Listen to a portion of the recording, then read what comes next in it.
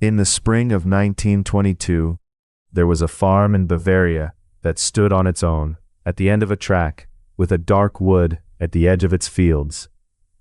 The people who lived nearby called it Hinterkaifeck. 6 people slept there: a farmer and his wife, their widowed daughter and her 2 small children, a girl of 7, a boy of 2, and a maid who had arrived to take the job that very afternoon. In the days before, the farmer, Andreas Gruber, had been telling his neighbors strange things. He had found footprints, he said, in the fresh snow, a single set, leading out of the woods to the house. He said he had heard footsteps in the attic at night, and gone up with a lamp and found no one. A house key had gone missing, and a newspaper that no one in the house had bought had turned up, somehow, on the table. He told the people around him what he had seen, and then there was no one left to ask. On the night of the 31st of March, all 6 of them were killed, struck down one after another with a mattock, a heavy iron hoe for breaking ground. 4 of them were found in the barn: the old couple, their daughter, and the 7-year-old girl, laid together and covered over with hay, with a door set on top. The little boy was in his cot, the maid in her bed. The girl did not die at once. She was found to have lived some hours, there in the dark, long enough to have pulled the hair from her own head. And then, whoever had done it, stayed. The cattle were fed and milked, the bread in the kitchen was eaten. Meat had been cut fresh from the larder. Someone lived in that house, with the dead lying in the barn, for the better part of a week.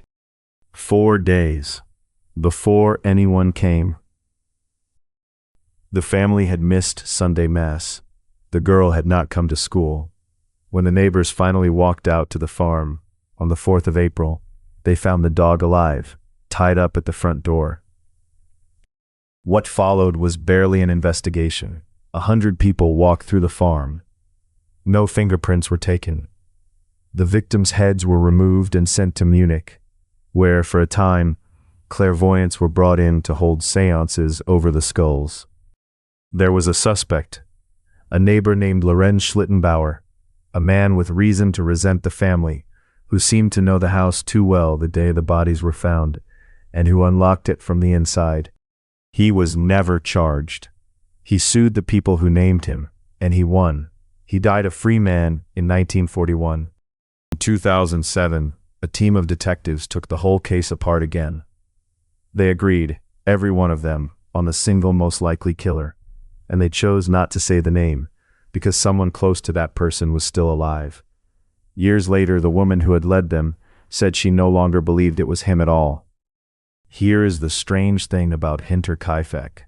The ghost story parts, the haunting, the watcher in the trees, those came later, told and retold in the dark. Everything that actually frightens me is in the record.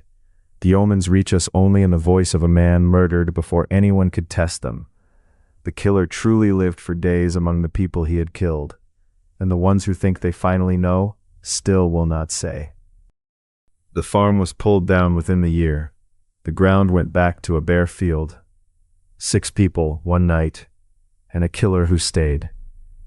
And 100 years on, no one knows who was in that house. Hinterkaifeck, 1922, still unsolved.